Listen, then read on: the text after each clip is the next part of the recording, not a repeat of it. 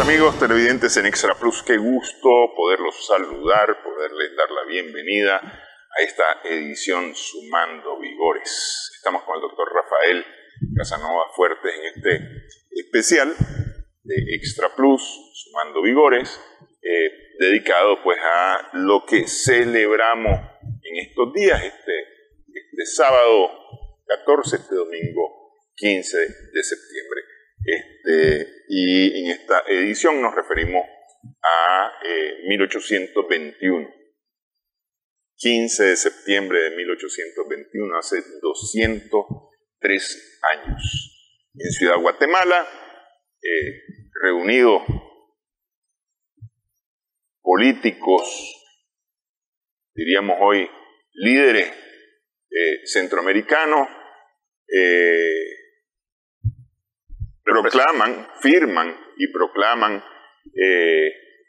la intención, porque es la separación de separarse, de independizarse de España, antes que el pueblo lo haga por sí mismo.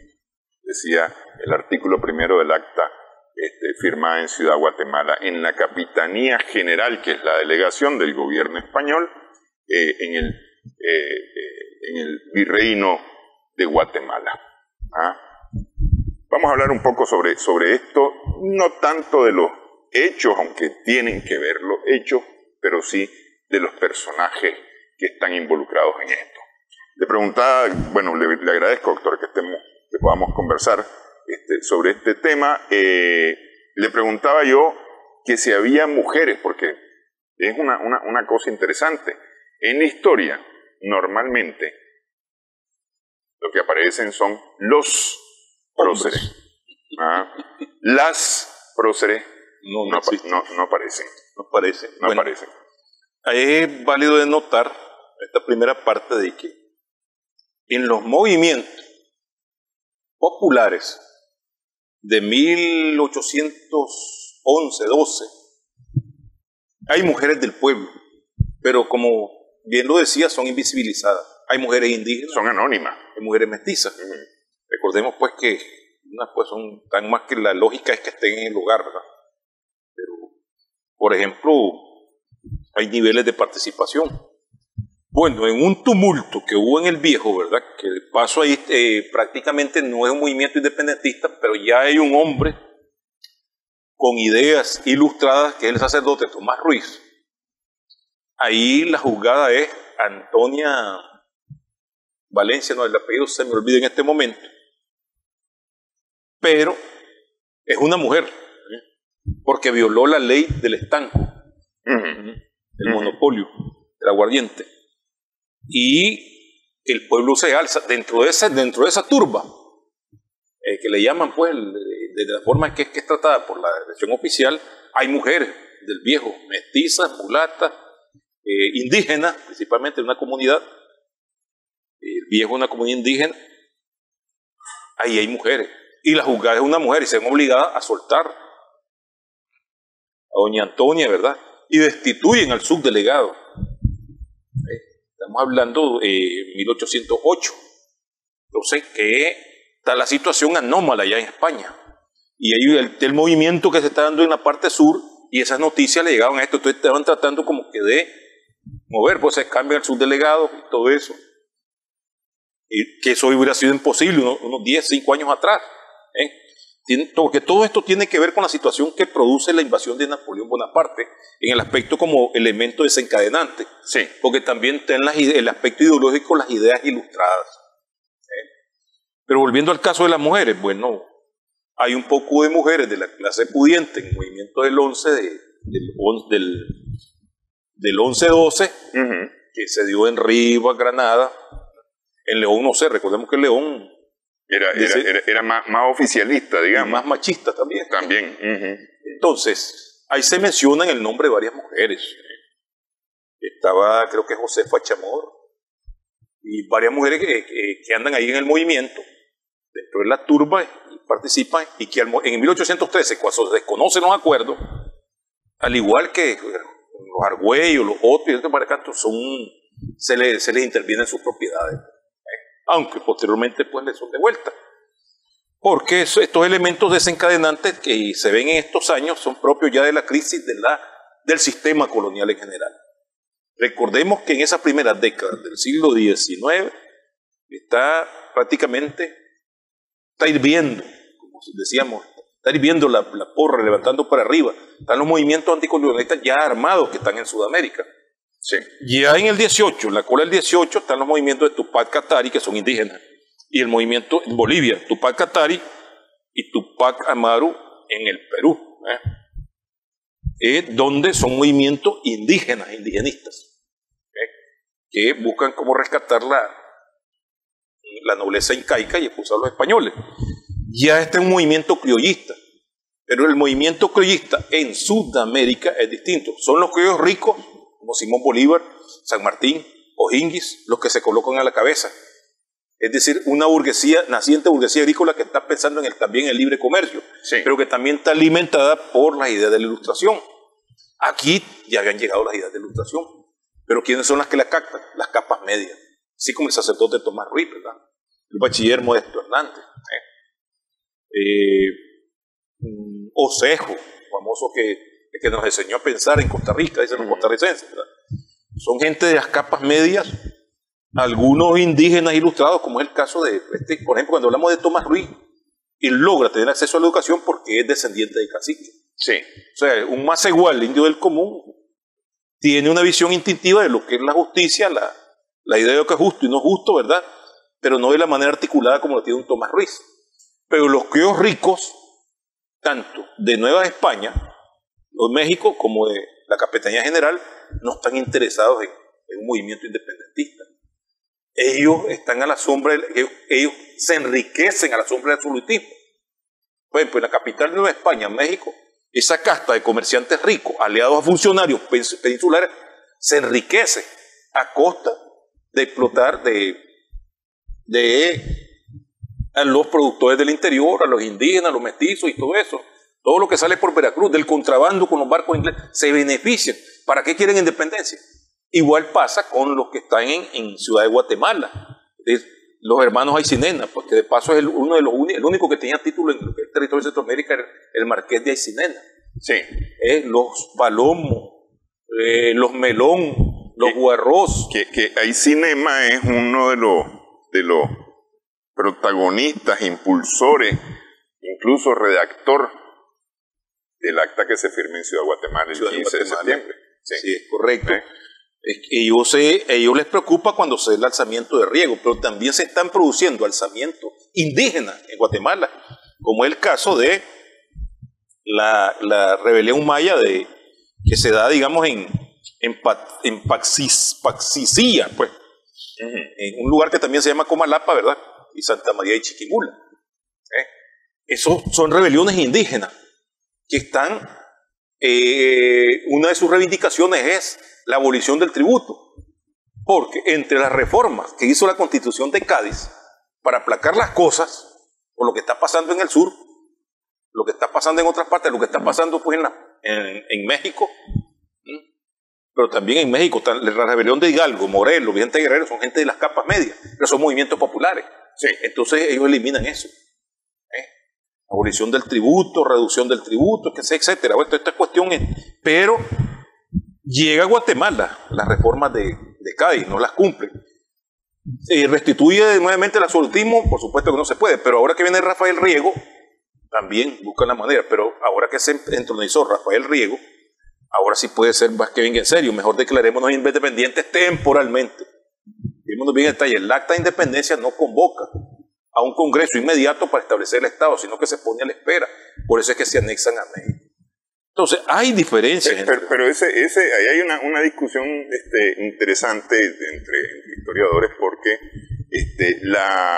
aparentemente hay una versión que considera que todo este movimiento de declarar la independencia en Centroamérica o la independencia de las provincias que están bajo la Capitanía General de Guatemala, tiene como fin y objeto unirse a Iturbide.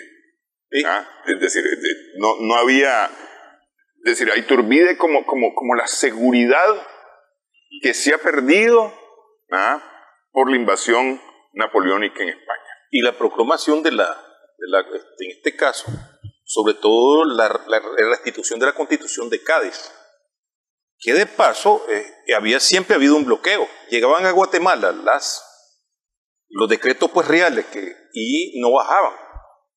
No es casual que en la rebelión de 1811 uno de sus protagonistas en Masaya sea Gabriel Jojorán, que es un mexicano, un criollo mexicano de Mérida, que llegó a ser funcionario a Nicaragua, pues, el territorio de Nicaragua. Y él es el que incentiva a los indios. No, les está abolido el tributo ya, esto y el otro, pues está en medio de la Constitución de Cádiz. Entonces, y ahí los están engañando, los están muñequeando. Entonces, ahí vienen las motivaciones, pues. Entonces, estos movimientos populares no quieren que se reediten nuevamente. Si hay un movimiento en España de esa manera, la situación anómala va a llegar hasta aquí. Y esas reformas liberales no nos convienen. Entonces, de ahí que de repente declaremos la independencia, pero peguémonos a México. Sí, sí. Ahora, a diferencia de Sudamérica, en donde hay ya un movimiento popular, armado y popular además, es decir, que tiene seguidores del pueblo, es decir, Bolívar, San Martín, Higgins, tienen seguidores del pueblo, negros, que se alzan, se levantan en armas en contra del gobierno español en sus naciones. Aquí no, aquí todo levantamiento le vuelan la cabeza de entrada. Cuando es popular, especialmente cuando es popular.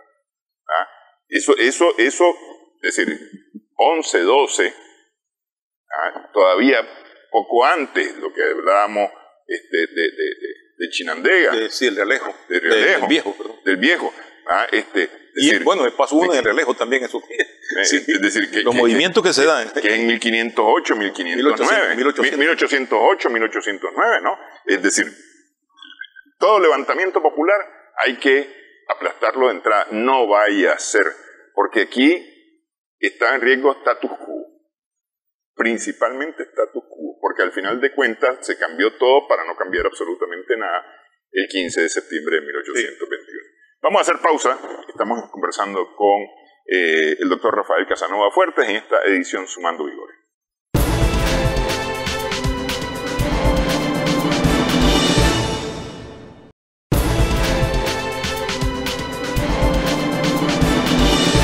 Continuamos aquí en esta edición, estamos sumando vigores, hablamos del acta que se firmó el día 15 de septiembre en Ciudad Guatemala en 1821. Esto es un proceso, ya decíamos que hay un movimiento muy fuerte en el sur del continente, con rebeliones armadas. Hay un movimiento al norte de Centroamérica, en México, donde Hidalgo, Morelos han iniciado también revueltas y alzamientos contra la autoridad. Hay ideas revolucionarias ilustradas que están viniendo a Centroamérica. Pero el problema con las ideas es que las ideas llegan o son conocidas por lo que leen. Los que tienen capacidad por lo que leen. Son capas medias. Vamos a suponer que no llegó el folleto, pero llegó el periódico, y en el periódico dice, aquí está, Rafael Casanova dice que anda moviéndose con estas y estas intenciones bajo estas y estas líneas. Pero eso lo leo yo en el periódico. Y si tengo curiosidad, me busco mayor información, consigo libros, Está la Revolución Francesa. Los que leían en francés eran, digamos, los privilegiados. Porque podían acceder rápidamente o con mayor claridad a esta idea. Y esos eran quienes tenían el poder. Nada más. Porque aquí al indio lo que le interesaba era su tierra, su producción y especialmente su familia. Autoconsumo. ¿Ah? No, su comunidad también. Pues, sí, pues. Digo, su familia, su comunidad, ¿no? Pero hablar de que si el rey, que si no el rey, que si el general, que si... No, eso no. Me reduzcan el tributo, Sí. que me dejen vivir tranquilo en mi tierra, porque lo que decían era, primero, disminución de tributo, abolición de la esclavitud, que en Centroamérica era bien limitada, ¿no? Nunca fue economía de plantación, salvo el caso de Honduras, donde había cantidades de negros trabajando en las minas, Sí. esclavos. En el caso de los demás territorios era muy escasa, esclavitud doméstica o sustitutiva. En algunos lugares, en Nicaragua, por ejemplo, eran Andaime y Belén, Belén del Obraje, pues. Entonces, en este caso, el movimiento, digamos, que se produce anómalo en España, la anomalía de España de Napoleón, la aprovechan los criollos para tomarse el poder en las ciudades, destituir a los peninsulares y plantear demandas. En el caso del libre comercio, He aquí un asunto, porque es decir, aquí estamos hablando de castas, de clases. La clase dominante es la que viene de España y la que está nombrada por España. Esa es la dominante. la dominante, pero también la clase económica dominante es el criollo rico. Ahí voy. Pero el criollo rico está debajo de la clase dominante. Sí, pues no le permite. Ibérica, digamos, del que viene de la península. Después están los criollos en general. Después, bastante más abajo, los mestizos. Y bastante más abajo de los mestizos, los indios. La mayoría indígena. Y debajo de ellos todavía los negros esclavos. Es decir, esa es la conformación social que hay en ese momento. Y esto es importante decirlo porque esto permite entender cómo el 15 de septiembre se anuncia que se va a cambiar todo para que no cambie absolutamente nada. Así que todo queda igual. O sea, el mismo capitán general, Gabino Gainza, queda presidiendo la audiencia o la Capitanía General de Guatemala. Ahora, es muy importante lo que mencionabas, que ya estaban pensando, que dice México, porque Chiapas se queda, se sale del contexto centroamericano. En agosto seguía el plan de Iguala, totalmente, y ya fue para no regresar a Centroamérica, pues. Entonces, esto es en agosto. Entonces, y la cuestión viene caminando, hagamos esto, porque antes de que llegue hacia abajo, como lo proclama el primer punto. Entonces, esa es, y además de eso, que Gainza ha sido mano floja, a diferencia del antiguo anteriormente, Bustamante, que trató de arreglar ciertas cosas, José de Bustamante. En este caso... Que es el anterior capitán general. Choca con los Aycinena, porque él trata de controlar el contrabando, que de paso el contrabando lo realizaban ellos por Belice, pero perseguían el contrabando que había en las provincias del interior. Claro. Era contradictorio. Entonces, en este caso, vamos a hacer un cambio, pero para que no cambie nada, ¿verdad? Y entonces la oportunidad se presenta, una vez, bueno, se fue a España, pues, pendiente, viene México un momento, porque en México, ¿cuáles son las garantías? Religión, independencia y unidad. Es decir, puede ser, incluso iba el plan de Iguala por ahí, de lo que tengo, puede ser podemos adoptar la monarquía, incluyendo a alguien de la Casa Borbona, pero al no estar la Casa Borbona se proclama Agustín de Iturbide emperador. Entonces se adquiere inmediatamente el imperio. ¿Qué sucede? Esto ya es en febrero del 22. Es decir, un resultado de que el Congreso ya no se va a realizar en marzo. Sí. Entonces viene la guerra civil.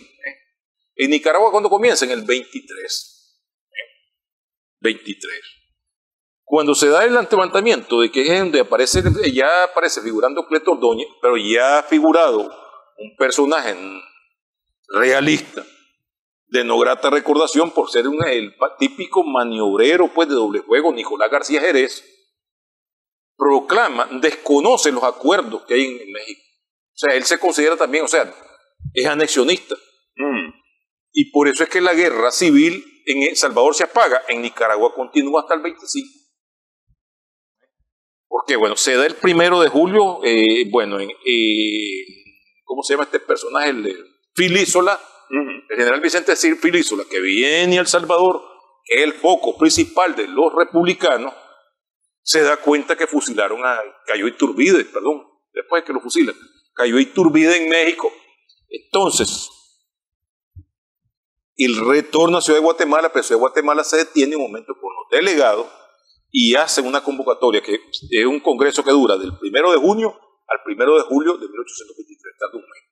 No pueden llegar todas las delegaciones. Posteriormente que llega Filadelfo Benavén, Manuel de la Cerda, que era hermano José de la Cerda, que era hermano Manuel de la Cerda de Nicaragua, y llegan otras delegaciones, que eso es el 1 de julio, acuerdan la independencia y significativamente ponen a Bolívar y a Bartolomé de las Casas en el centro de los efigies.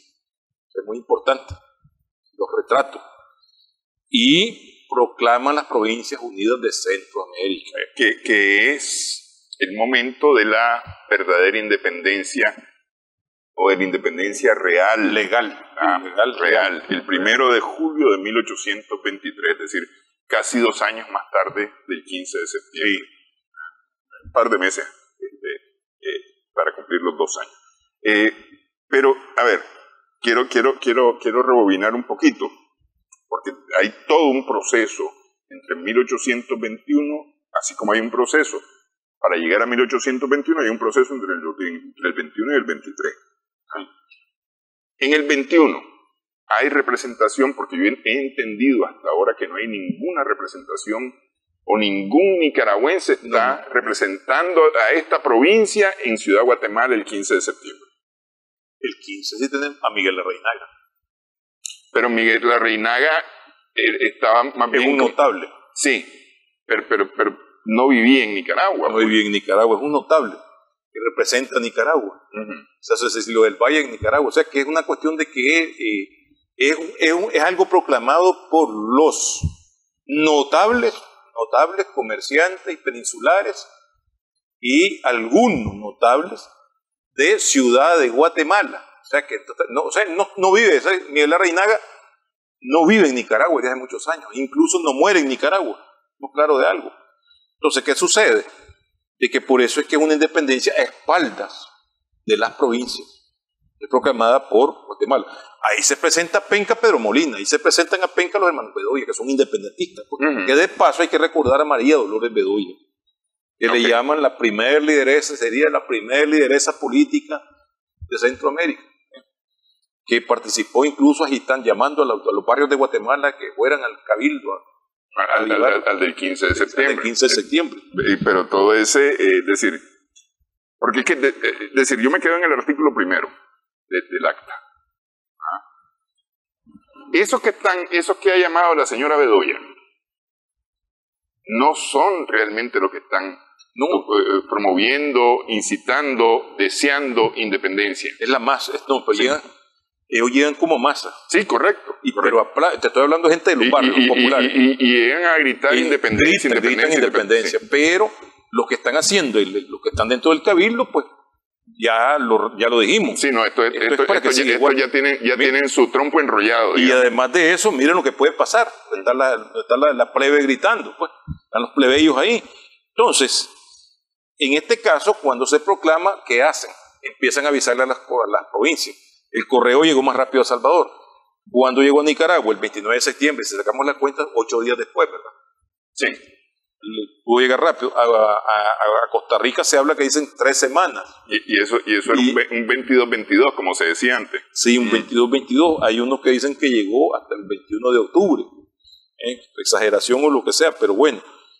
El caso está de que estas provincias se dan cuenta tarde que eso, y el mismo 29, el obispo García de Jerez hace la convocatoria y con Manuel Saravia, que es el intendente, gobernador pues, de la provincia, realizan la famosa acta de los nublados de la que hablamos.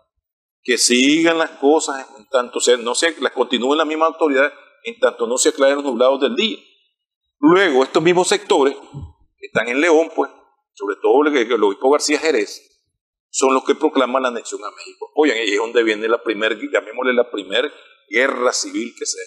¿Qué es exactamente lo que no está claro según el obispo de Nicaragua? Lo que está pasando allá, no creen en esa separación de España. Y además, si en España queda gobernando, porque en el correo pues queda Gabino Gainza, que sigan las mismas autoridades, no se aclaren los nublados. Los rumores, lo oscuro, es una especie como que dice, no se atreven a proclamar la independencia de la provincia. Es decir, montémonos en el mismo caballo. Porque lo que reciben aquí en Nicaragua el día 29 de septiembre, es la comunicación de lo que se hizo en Guatemala, y supongo que reciben alguna copia, es decir, alguna transcripción del acta. Ahí sí reciben la transcripción. Se ha producido tal de acuerdo, entonces se produce, ya se la separación de España.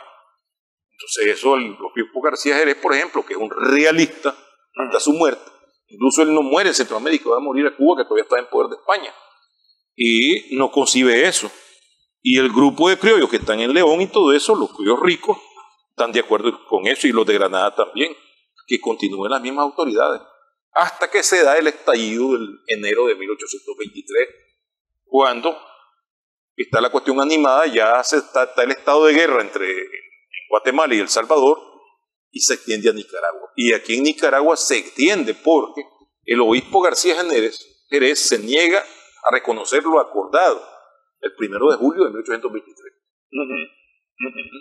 Y, o sea, todos los demás acuerdos, que el de la República Federal, el 24, también lo desconoce, hasta que se produce la intervención de las tropas federales, ya de la Federación, que en El Salvador, y entonces cuando él sale del país, sale Cleto Ordóñez, sale él, los dos de los bandos. Y entonces es lo que prácticamente rodea al acta de julio de 1823, lo que pasó antes y lo que pasa pues después. Que contradictoriamente los primeros mandatarios, que fueron los que encabezaron el movimiento de 1811-1812, Manuel Antonio de la Cerda y Juan Argüello, se convierten en los primeros mandatarios, pero ya con la Constitución Federal. Pero vemos como los decretos que lanza Manuel Antonio de la Cerda son netamente conservadores. Parece hay todo un cuerpo de planteamiento que tienen que ver más con el medievo realista que con un dirigente pues criollo liberal. Pues eso revela el atraso en el cual estaba sometido. Hay quienes se refieren, bueno, es que estuvo, cuando él logró escapar del presidio en España, estuvo en Cuba, que estaba bajo el dominio de España. Ya cuando vino aquí ya vino conservador, se fue a liberar la prisión y vino conservador. Pero una cosa así como proteger la santa religión, prohibir todo artículo, todo escrito que esté en contra de la santa religión. Es prohibida la reunión de 5 personas después de las 8 de la noche, la hora ánima. Y toda una serie de medidas que son prácticamente conservadoras. Entonces esto nos da una idea de cómo, y ahí nomás entra en contradicción con Juan Argüello, ¿verdad? No solamente por razones políticas, sino también por razones personales. Eran primos y tenían negocios personales. Estos eran opuestos a un grupo que era mucho más conservador, encabezado por la familia Chamorro y la familia Sacasa, entre otras. Pues. Estos eran supuestamente los más liberales, pero no eran tales. Pero bueno, a ver, es que la defensa de la Iglesia, que es parte, digamos, de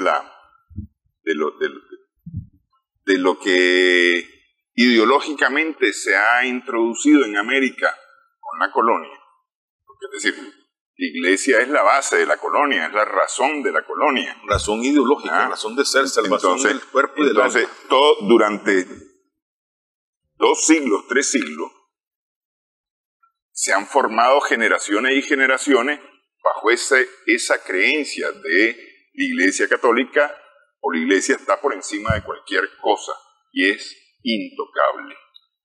Es decir, escuchar a alguien o leer un decreto en 1823, 24, 25, que incluso después todavía, porque hasta más tarde, hacia los 60, 1860 para adelante, es que se empiezan a ver algunos cambios con respecto a la relación sociedad-iglesia, Estado-iglesia. Sobre todo sociedad-iglesia. Porque recordemos que los 30 años forman un concordato. Correcto. Entonces, pero lo que voy es realmente conservador decir la defensa de la iglesia. Yo todavía en este siglo, escuché a alguien decir, no hables de un sacerdote, que te vas a ir al infierno. Y muy seriamente, no es en plan broma, muy seriamente, ahorita en siglo XXI. Es decir, eso está tan arraigado que todavía hay ese pensamiento y esa creencia. No digamos allá en 1820 y tanto. En 1996 o 7 por ahí, así escuché a uno de los funcionario del gobierno del doctor Alemán Lacayo, ¿verdad?, que dijo, contra el monseñor no, la iglesia es sagrada. Estamos hablando 90 de los últimos años del siglo XX. Sí. No le digo yo, en el siglo XXI, ya en este siglo, hablando en el 2000 algo, 2010, una cosa de esa. Escuché esa expresión y yo me quedé viendo de esta persona. Yo hacía referencia a cuando Malespín entró a Nicaragua, hizo lo que nunca se había hecho acá desde los tiempos de Valdivieso, que fusiló a un sacerdote. Eso le cayó pero re mal a todo, a pesar de la alianza que tenía Granada, pues fue prácticamente objeto de condenación popular. Sí. Pero es parte de lo mismo. Sí. Parte de lo mismo. Sí. ¿Y por qué eso no se ve en Nicaragua? También cuando el único caso, yo recuerdo, incluso estoy hablando de alguien que tenía ideas revolucionarias, que hablaba de algo parecido a lo que decía, es que esos sí eran fascistas, dice los salvadoreños. Aquí Somoza, dice, nunca mandó a matar a un sacerdote. Dice, ese sacerdote que mataron en Condega fue una patrulla que tomó por su cuenta asesinar al sacerdote, creo que era apellido Mejía. Pero eso no, dice, esos fascistas van al caldero del infierno. Pues, entonces, no nos imaginemos cómo sería eso en el siglo XIX. Claro. Sí. Todo el mundo está con el temor de las llamas pues, del infierno, por eso. Pero, no sé, cuando hablamos del conservatismo, recordemos, volvemos a aquello nuevamente que hemos tocado en otros momentos, la palabra conservador viene de la conservación social.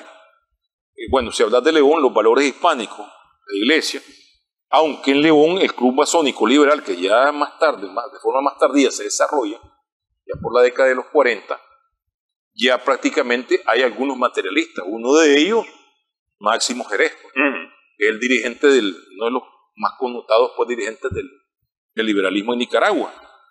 Y hay unos 3, 4 por ahí, digamos, un núcleo, pues. Pero prácticamente vamos a hablar del laicismo. El laicismo no está significando que el laicismo lo que es la separación de la iglesia y el Estado. No es que el impulsor de la separación de la iglesia y el Estado va a ser un ateo, un materialista. Claro. Que ya existe en otras partes de Sudamérica. Que esa es parte del proceso independentista de una u otra manera, aunque ocurra muchas décadas después, parte del proceso independentista, porque hay que recordar que España era además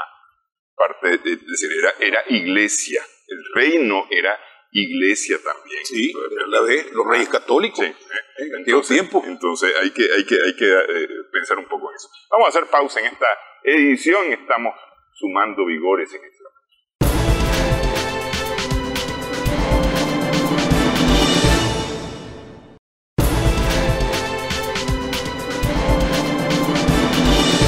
Continuamos en esta edición, estamos sumando vigores en Extra Plus. Decíamos que había clases sociales, clases sociales donde el peninsular era el que ostentaba mayor poder y estaba arriba, digamos, en esa pirámide. Pero especialmente los ricos criollos, es decir, los españoles nacidos en el continente, porque son hijos de español y de española, tienen poder, aunque son mal vistos por los peninsulares. Son vistos de medio lado, como se dice popularmente. Sí. Y son estos los que toman el poder y se hacen del poder en Centroamérica. ¿Qué le pasó?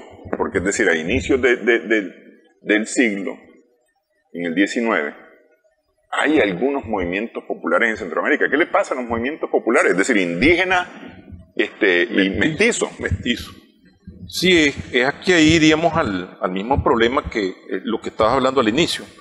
La clase social dominante están los criollos ricos y están los peninsulares, pero el peninsular tiene el poder político. A veces no tiene el poder, tenemos claro, no tiene el poder económico que tienen los criollos ricos.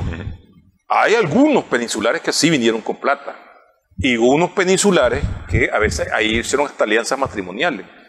Pero bueno, esa contradicción, cuando se da la independencia, el peninsular pasa menos. Y se quedan los que hicieron alianzas políticas, pero retornan a España ya no tienen poder político. Y el poder económico a veces se da dentro de los negocios en los cuales se meten.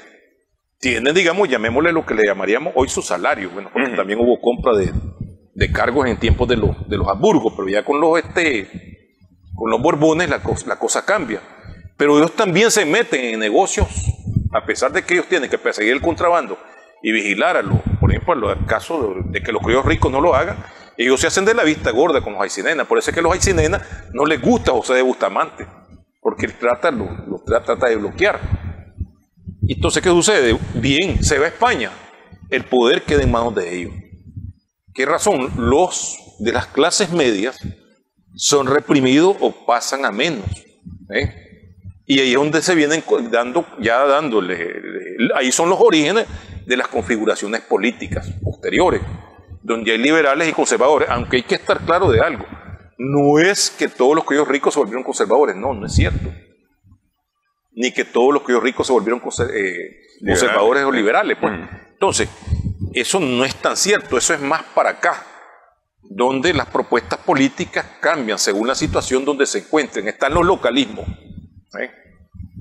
Y emergen figuras, como el caso de Morazán, como el caso de como Vasconcelos, como el otro, que son apropiados del ideario liberal ilustrado, y los otros que adoptan lo que le llamamos liberalismo económico o el liberalismo que proviene ya de una visión distinta que habla de la conservación social. Esa palabra proconservación social es donde se derivan los conservadores, que es donde es más elaborada la visión proviene de la Ilustración. Que hay que dividir, para que el Estado funcione son tres clases: la propietaria y la productora, y la estéril, que son las demás, ¿verdad? Fíjate, eso es estéril, es hasta despectivo, ¿verdad? Pero esa es la visión, por ejemplo, que adoptan a los granadinos acá. Esa es la visión que adoptan algunos criollos ricos de Guatemala, principalmente. Y ahí viene la alianza de Carrera, que no es de origen, fíjate bien el detalle, porque hay otra pregunta, dicen algunos mestizos. Algunos mestizos, como el caso de Rafael Carrera, fueron útiles para la iglesia y para los criollos ricos, para la clase dominante que siguió conservando sus privilegios en Guatemala y lograron ascenso social. El caso de Carrera, porque él es el que logra derrotar a Morazán, apoyado en las masas indígenas manipuladas con la iglesia, de que Morazán, los liberales encabezados por Morazán y por Galpe, son los que provocaron castigo de Dios, el cólera, ¿verdad? 2, son los que van a traer extranjeros amenazando la fe católica, son los que van a disolver las comunidades, porque el ideario liberal perseguía la otra lógica de eliminar la propiedad comunal. El conservador está dentro de esa línea, pero lo quiere hacer gradualmente porque necesita la base social indígena para fortalecerse, y la iglesia también. Entonces, hay que decir que algunos mestizos se ubican en esas posiciones. Otros se van a la línea. Por ejemplo, el caso de Nicaragua, hay un sector de las llamadas profesiones libres. Entonces, vamos a ver el caso de Máximo Jerez y Francisco Castellón. No son, el caso de Jerez, llamémosle medio mestizo, pero el caso de Castellón es una persona blanca, pero tiene comunicación con Europa. Van a Europa, se adoptan las ideas liberales, forman el club masónico. Pero ¿cuál es su base social? La base social de ellos son las capas medias de León. Porque ellos, a diferencia de los conservadores de Granada, adoptan, bueno, el voto universal, la separación de la iglesia y el Estado, es decir, una serie de preceptos de los cuales ellos se enamoran. El voto universal está en contra del voto censitario que proclaman los granadinos, que vote solo el que tiene, que sea ciudadano solo el que tiene capital. ¿Y a dónde están la mayor parte de los capitales? Están en Granada. Entonces, no es casual que los partidarios del conservatismo o ese tipo de la conservación social sean los granadinos, y que los partidarios del liberalismo se vengan concentrando en Occidente, en León, y que de paso algunos grandes propietarios de León se alinean también con esto. ¿Por qué? Por razones del pleito localista entre León y Granada, pues. Ahí sí. Pero bueno, ahí importa mucho también la cantidad de dinero que está de por medio, pues, porque es decir, hay que proteger el dinero, ese básico, En el pensamiento, independientemente de liberal o conservador, hay que proteger el dinero, hay que proteger los bienes, hay que proteger lo que se tiene, ¿verdad? Es decir, yo soy dueño de finca, yo no voy a poner en riesgo mi finca. Es más, si la puedo crecer, la crezco, pero no la voy a disminuir. No la voy a disminuir. Es decir, ese pensamiento... Y mucho menos la voy a perder. Sí, mucho menos perderla. Es ahí donde se explican las rebeliones sociales que se dan en el 45. Cuando escapan del control, por ejemplo, en el caso, vamos a poner el caso del 49, la rebelión popular indígena mestiza que se da en el liberalismo de Oriente.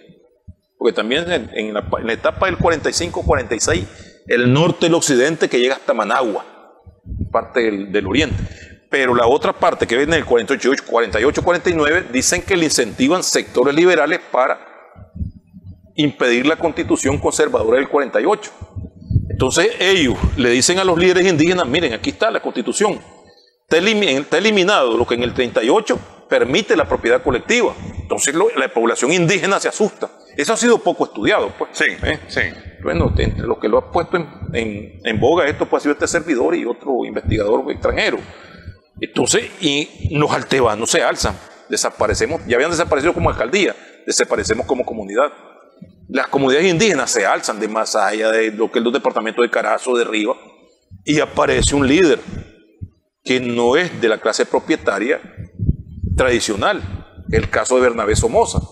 Entonces viene la clase, digamos, propietaria de León, que había incentivado la rebeldía en la parte oriental, suroriental, de repente se da cuenta de que las cosas te están saliendo de control y corren a aliarse con Granada en base a eso que dijimos en un momento.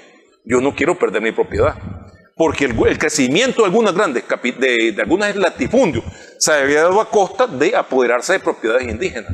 Pero cuando miran que Miguel Ángel Cisneros, convertido en el rey changoringo por los altebanos, está cortando, reventando las cercas de los malacos, y los malacos están ocupados por los criollos, ¿verdad? Criollos ricos. Sí. Y ellos van a caerle las propiedades, ¿no? ¿Cómo es esto? Y para acá. Y de repente Muñoz, que está incentivando eso, ve un levantamiento en el Coyolar y un levantamiento en Sutiaba y conspiración en el Coyolar. Se le están yendo de las manos. Entonces se unen y llaman así, contra una facción, que es la facción que se concentran, porque los rebeldes estos se terminan concentrando arriba, enemiga del orden y de la propiedad. Fíjense bien ese detalle, del orden y de la propiedad. Porque si triunfaba un momento, este era de nosotros, si hay restitución, ahí viene la palabra del comunismo de propiedad, que luego se retoma en la rebelión indígena de 1881 en Matagalpa, cuando ya está el Estado oligárquico conservador, habla de eliminar el comunismo de propiedad, ¿verdad? Que es las tierras comunales. Sí. Eso es atraso, hay que civilizar a los indios, hay que eliminar, que se vuelvan propietarios individuales, pequeños, eliminar ese tipo de propiedad. Pero esto ya había sido planteado en el Pacífico, con la reforma del 48. Y en el 58, si revisamos eso, el derecho histórico, eso no existe. Por eso es que viene la reforma agraria que no es reforma agraria para favorecer a los indígenas, sino que al revés, para quitársela, que hace don Pedro Joaquín Chamorro en 1877. Entonces, eso afecta por igual lo que estamos hablando a propietarios, latifundistas, terratenientes, liberales y conservadores. Y por eso es que en esos dos momentos se unen. ¿No? Claro. Claro. Ok, pero nos adelantamos a los años del proceso independentista. Es más, pasamos por encima de la guerra nacional y demás. Vamos a hacer una pausa, vamos a rebobinar un poquito el cassette para quedarnos en estos años 20, 30 del siglo XIX.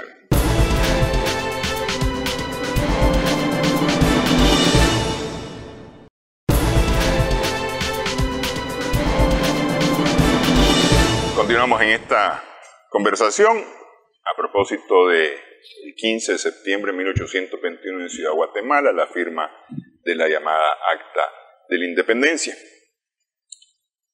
Decíamos que es el 1 de julio de 1823 en que realmente se declara independencia de Centroamérica, cuando hay la separación de España, la independencia de España ya ha caído Iturbide en desgracia,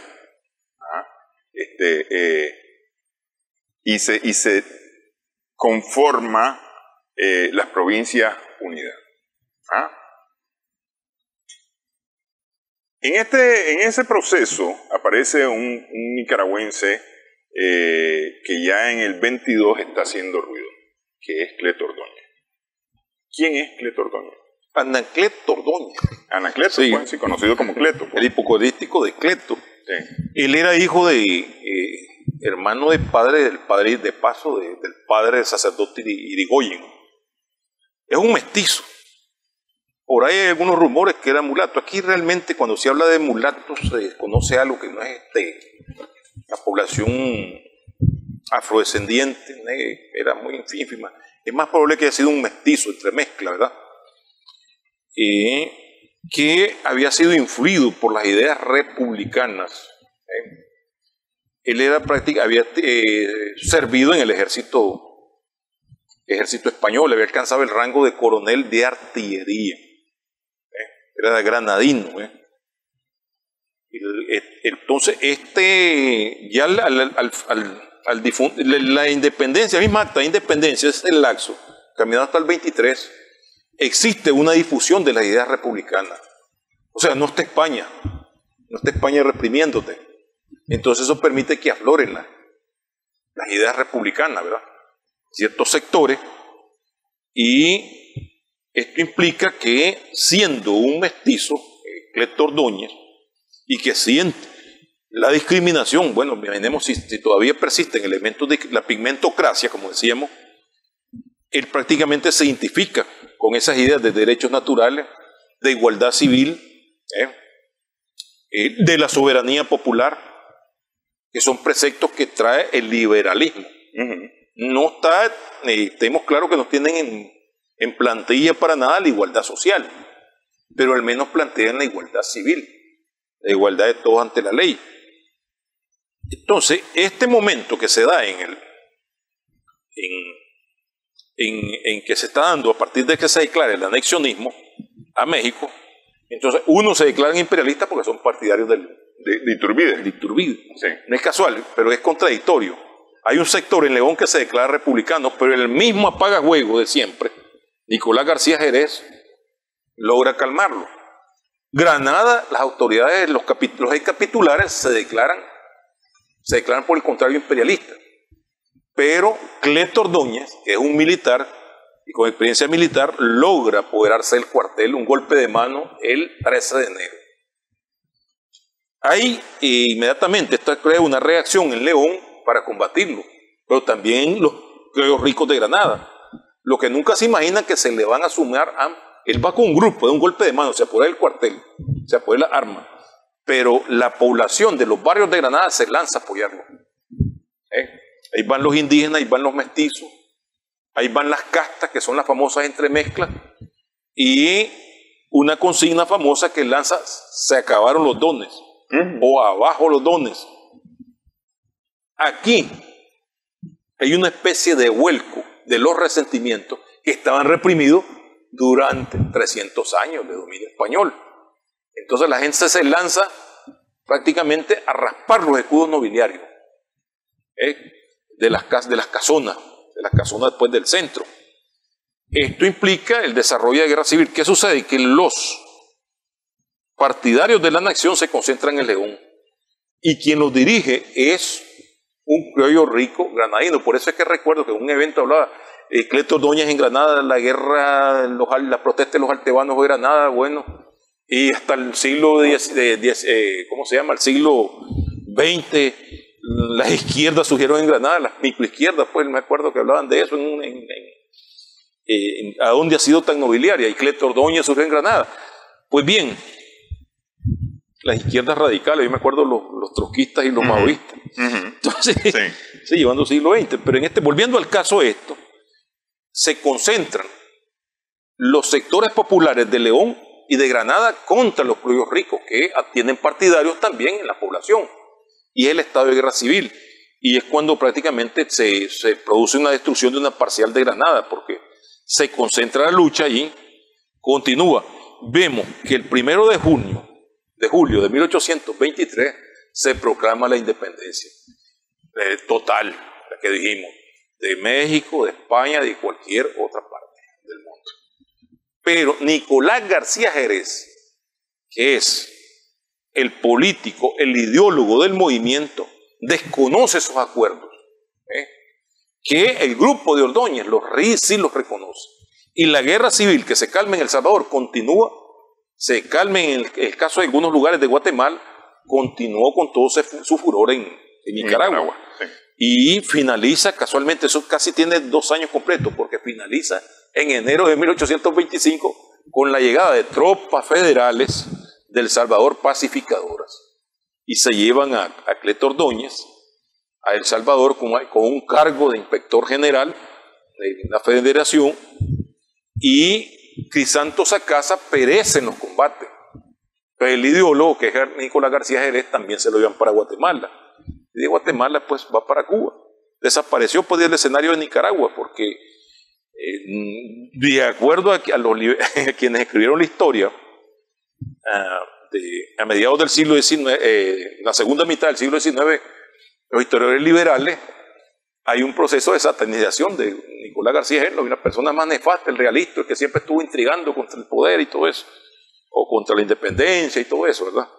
Pero bien, y Cleto aparece nuevamente cuando se dio la guerra de Cerda y Argüello. Él se coloca del lado del bando de Argüello. Ahí hay quienes plantean, pero yo no lo veo tan así, que es un pleito entre liberales y conservadores, porque volvemos a lo nuevo, volvemos a lo mismo. Argüello es de Granada, y Manuel Antonio Lacerda también de Granada. Y entonces, unos son apoyados por un lado, e incluso Argüello hay más ordoñistas, pero hay algunos ordoñistas que quedaron en el lado de Lacerda. Pero bien, cuando viene Ordóñez, se pone del lado de Argüello. Al poco tiempo se da la muerte de Cerda, que hay una rebelión interna, ¿verdad? Había descontento por el fusilamiento que le había hecho unos extranjeros que habían llegado de Colombia, unos masones, y hay una conspiración interna. Recordemos que de la Cerda era muy intransigente, muy radical. Y eso mismo, hay un momento que la misma tropa que andaba con él se rebeló contra él. Cleto, del bando de Argüello, sin embargo, continúan las hostilidades, y en eso se produce una nueva llegada de fuerzas pacificadoras, en las cuales ya aparece Dionisio Herrera, y era presidente de la Federación Manuel José Arce. Primero fue un Arzú en el 25, y luego en el 29 apareció Manuel José Arce. Ahí nuevamente desaparece Cleto del escenario de Centroamérica. Es interesante el hecho siguiente, pues a Cleto se le puede considerar como el primer líder popular. Sí, pero Francisco Javier Bautista dice que es la primera revolución en Nicaragua, pues. Bueno, yo la considero un poco, con mucho respeto que le tengo a Juan Bautista y mis saludos para él, pero la considero un poco exagerada. Yo diría que es el primer líder popular desde los sectores populares que reclama la igualdad civil. Pero no es una revolución, sería el primer movimiento de carácter republicano dirigido popular, porque ya en el 25 desaparece, no creó ningún efecto, no creó ningún cambio de sistema. Por el contrario, si habláramos de quienes inician la estabilización política relativa, porque un estado de guerra civil, fueron sectores conservadores como Manuel Antonio Lacerda y Juan Argüello, que no son precisamente líderes republicanos, liberales. Entonces me parece que es como una inflexión que hizo, pero que fue muy temporal. Con mucho respeto a Juan Bautista, me parece que no fue así. Francisco Javier. Perdón, Francisco Javier. Sí. Entonces, desaparece de la historia. Pero hay que seguirlo con mucho cuidado. Él no plantea reivindicaciones sociales como sí la plantearon los anarquistas de 1845-1849. Porque esto se extiende más allá. Sí, es que a eso quiero llegar, porque es decir, en 1821, hacia 1823 y todavía un poco más allá, 1825, se está definiendo, me parece a mí, y se empiezan a perfilar lo que más tarde nos va a llevar a la guerra nacional. A la guerra nacional. Ya cerca de la guerra nacional sí podemos hablar de dos bandos políticos. Sí, que tienen definidas. Pero aquí empezaron ya a perfilarse. Ya empiezan a perfilarse. Y no sé, me parece que en el 2024 todavía seguimos arrastrando esto de bando antes 200, de pensar. 200 años. Sí, antes de pensar en nación. Sí, me parece. Porque me parece, yo si volviendo nuevamente, volviendo la bobina para 2 siglos atrás, yo diría que son hombres transitorios. La misma sociedad pues es transitoria, donde no hay bandos, son bandos prepolíticos no definidos. Yo diría que esto se define más claramente en el 45, 40, cuando surge el Club Masónico del Legón y cuando los sectores granadinos, entre los cuales giran José León Sandoval, Fruto Chamorro, la familia pues Sacasa, todos estos criollos ricos, que son los hombres de los grandes capitales, de ahí que viene el origen de los granadinos fachentos, definen claramente. Ahí está el trabajo de Pedro Francisco de la Rocha, donde ellos definen lo que es la conservación social, por un lado. Y en ese año mismo, entre el 43 y 44, después del retorno de Castellón, que viene Mariano Francisco Vaca, Mariano Baltasar, Salazar, todo este grupo, que después va a formar el bando democrático, empiezan a adoptar lo que le llaman el liberalismo rojo, que es que se oponen prácticamente al voto censitario, defienden el voto universal, que no es tan universal, ¿verdad? Sí. Y que después lo aceptan en el 58. Y también ya están planteando el Estado laico, no se atreven a plantearlo abiertamente, pero como masones, y además tenemos el caso de que Máximo Jerez, al menos en ese caso hay claridad que ya era materialista, después de su estadía pues en Inglaterra y en Francia vino con esas ideas. Ahí ya se puede hablar de bandos que vienen definiendo su punto de vista y que creo que se termina de articular en el 54, que genera ya la guerra civil, cuando Don Fruto, pues, perdóname que nos adelantemos, ¿verdad? Los hechos, ¿verdad? Don Fruto proclama la república, la separación del Estado, la categoría de presidente y su constitución, además. Y su constitución, pues. Sí. La república, que algunas veces dicen, bueno, ¿cuándo fuimos independientes? El 30 de abril de 1838, que se separa Nicaragua y la Federación. O el 30 de abril de 1854, que una facción, que es en este caso la conservadora, la legitimista, proclama la república y que provoca la guerra civil del 54. Sí. Ahí yo creo que sí están definiendo los grupos, tienen una definición. En este caso, me parece que Cleto y un pequeño círculo no alcanzan a configurar un bando político, y ni mucho menos hacer una revolución. Sí crearon una inflexión, pues. Eso de abajo los dones. Incluso ahí pero es que, claro, es que estos son procesos, es decir, no ocurren de la noche a la mañana, es decir, una cosa lleva a la otra y va creando las condiciones para que ocurra lo que va a pasar más tarde, pues. Fijémonos bien en un detalle, ni siquiera utilizan la palabra liberal. La palabra liberal se empieza a utilizar a nivel centroamericano. Sí. El 30 y los 40. Aquí se llamaban fiebres, como que dice encendidos, radicales, como un sinónimo de eso, y los serviles. Serviles significa que, bueno, que eran serviles a España, ¿verdad? Sí. Y bueno, y siguen siendo serviles sin España. Es decir, que tienen una posición conservadora, ligada a posiciones, llamémosle posición conservadora, no estoy hablando de partido conservador. Sí. Y son esos apodos que utilizan luego Timbuco y Calandraca. Sí. Y así sucesivamente. 203 años después de 1821. Quiero agradecerle esta platicada, doctor. Sí, interesante, pues, porque sí, yo diría que es importante aportar en eso, porque a veces nos asustamos de los cambios de bandos políticos que podemos ver hasta los tiempos contemporáneos. Así es. Y eso pasaba en ese tiempo. Don Fruto Chamorro, partidario, por ejemplo, de la Federación, y tiene una etapa liberal bien marcada, y luego es el líder del conservatismo. Así es. Muchísimas gracias, doctor Rafael Casanova Fuerte. Gracias también a nuestras amigas y amigos televidentes por su sintonía. Nos alargamos un poquitito en el programa, estamos claros, pero me parece que valía la pena. Muchísimas gracias.